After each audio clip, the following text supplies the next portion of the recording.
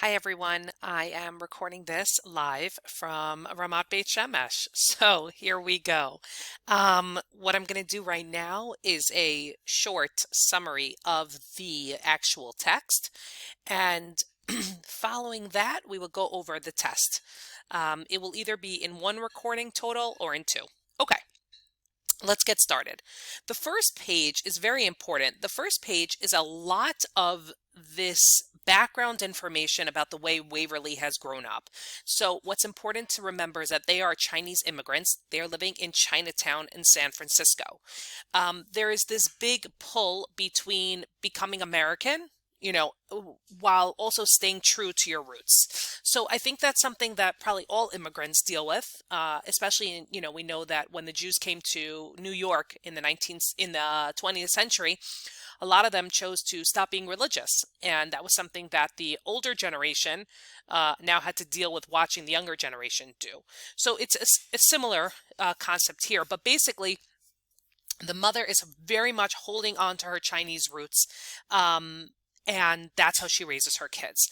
Now, Waverly starts off and she says, I was 6. Remember, this is in first person. I was 6 when my mother taught me the art of invisible strength. It was a strategy for winning arguments, respect from others, and eventually, though neither of us knew it at the time, chess games.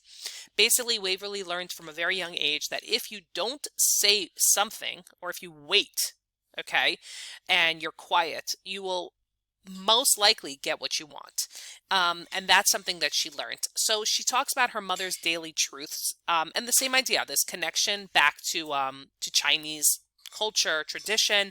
And then they talk about the fact that her family was obviously, I guess, I would say lower to middle class in terms of their socioeconomic status, but they had everything they need.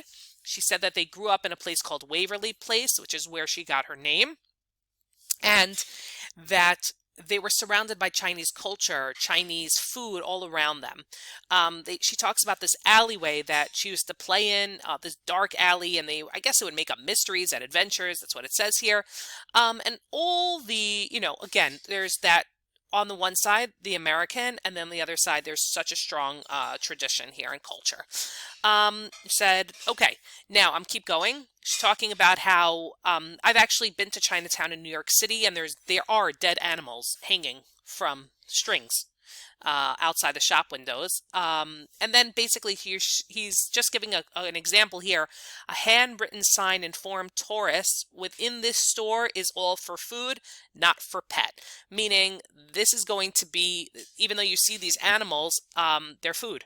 Okay, they're not for you to bring home as a pet. Okay. And basically, again, just different memories and experiences that she's had. Okay. I'm going to keep going. Her name is Waverly. Her family calls her May May. Okay. Now, she talks about on page 2, she says to her mother, what's Chinese torture? Because her mother's pulling her hair really, really hard. But her mother is, again, very, very proud of the fact that they're Chinese. And her mother says, Chinese people do many things, she said simply. Chinese people do business, do medicine, do painting, not lazy like American people. We do torture, best torture. Okay, we fast forward to it's Christmas time, and they go to this Christmas party at the Chinese Baptist Church. Now, basically, it seems to be, it says the missionary ladies had put together a Santa bag of gifts donated by members of another church, and children had to come and pick out a game.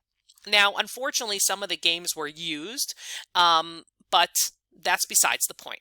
So basically, she decides she is smart and she realizes, let me wait and see what type of gift I could try to get, and don't judge a book by its cover, meaning there might be something better if I wait. And ultimately, she ends up getting some package of candy, and one brother gets a replica of a submarine from World War II, and her other brother gets a game of chess. Now, her mother is very upset about it because she sees that it's not new. And the mother says, she not want it, we not want it. We are not charity cases, okay? There's a proudness here. But it doesn't matter. They wanted to play. They got started learning it. The chessboard seemed to hold elaborate secrets waiting to be untangled. The chessmen were more powerful than old Lee's magic herbs and cured ancestral curses. and my brothers were such serious faces that I was sure something was at stake that was greater than avoiding the tradesman door to Hong Sing's. Waverly asks her brother, please, can I play? They say no. Only when she offers to give her candy in exchange for the missing pieces do they allow her to play. They start teaching her how to play the game, but she asks a lot of questions. And they say to her, stop asking so many questions. And they say to her, go and learn the rules yourself. My mother patted the flour off her hands. Let me see book, even though the mother couldn't really read. And then she says, this American rules. Every time people come out from foreign country, must know rules. You not know, judge say, too bad, go back. They not telling you why, so you can use their way, go forward, they say.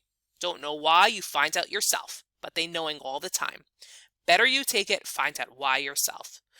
And then Waverly decided to do just that, and she learned the game of chess completely, basically in its entirety from what she could from the rule book.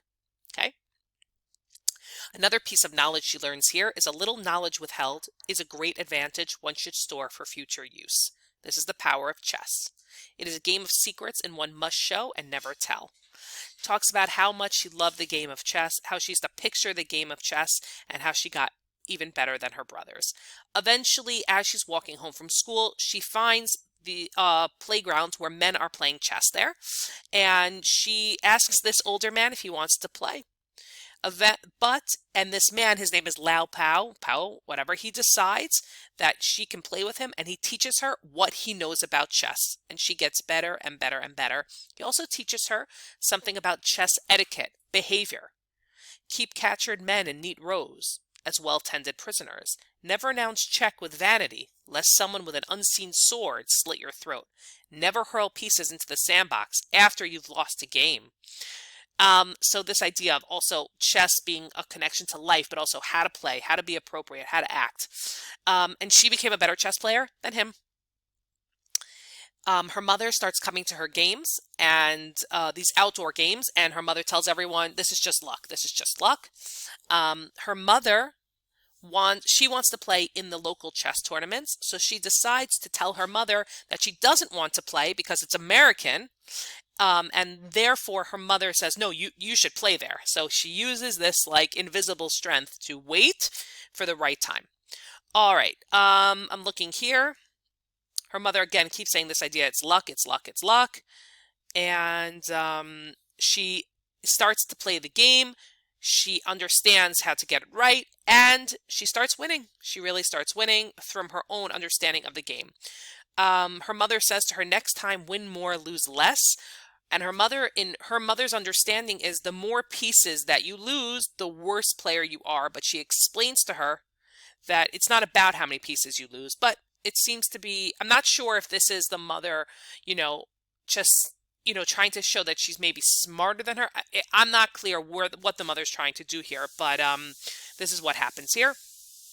She gets better and better and better at games, and she becomes the Chinatown chess champion. Now people want to sponsor her, and her mother says, you no longer have to do the dishes. And her mother says, Mime play, squeeze all her brains out for win chess. You play worth squeeze towel. Basically, her mother now makes her brothers do more in the home because Waverly's using her time better than they are. Okay, she becomes a national chess champion, and she's even in Life magazine, which is amazing. I'm keeping going here. I'm just going to keep going. And again, she just keeps getting better. Just looking here. Okay, and she talks about some of the, the ways that she won, some of the different, facial movements she made. Okay, she's growing up, and she says it's difficult to concentrate at home. My mother had a habit of standing over me while I plotted out my games. I think she thought of herself as my protective ally. Her lips would be sealed tight, and after each move, I made a soft would escape from her nose. Ma, I can't practice when you stand here like that. So now we start seeing this, we've seen it throughout the story, but this frustration with her mother. Her parents definitely made life easier for her so that she would be able to play. But what happened is her mother starts showing her off to everybody and telling her, this is my daughter, this is the famous daughter, and Waverly asks her mother, please stop doing that. She just says, it's just so embarrassing. Embarrass you be my daughter? And Waverly says, that's not what I meant. Um, and then Waverly says to her mother, which she says, she's telling herself, don't say this. I'm sure we're all guilty of this. Why do you have to use me to show off? If you want to show off, then why don't you learn to play chess? And that was really, really not the answer. She then pulled away from her mother who was holding her hand, and she starts running away. And she runs up, she runs away, she goes to a dark alley, meaning she just keeps running away. I was running, I ran until it hurt, and I realized I had nowhere to go, that I was not running from anything. My breath came out like an angry smoke. It was cold. I sat down on an upturned plastic pail next to a stack of empty boxes, cupping my chin with my hands, thinking hard. She decides she needs to go home. She goes home, and her brothers are like, oh boy, are you in trouble? She's waiting for her punishment. I heard my mother speak in a dry voice. We not concerning this girl not have concerning for us. Meaning, she doesn't care about us, we don't care about her. She goes into her room. She pictures a chessboard, but she realizes that her opponent is her mother. And here at the end it says, I closed my eyes and pondered my next move. We don't know what's going to happen. We don't know what's going to happen with their relationship, but we do realize that Waverly is a young girl. She's only 9 years old, and the story does end here, but you could continue any ending that you want. From what I would assume happened is that they've always kind of come to, they're probably at edge, always fighting with each other throughout the rest of her, adolescent life, but hopefully they do come to some form of an understanding. Okay, this is the summary of the story. I hope this helped.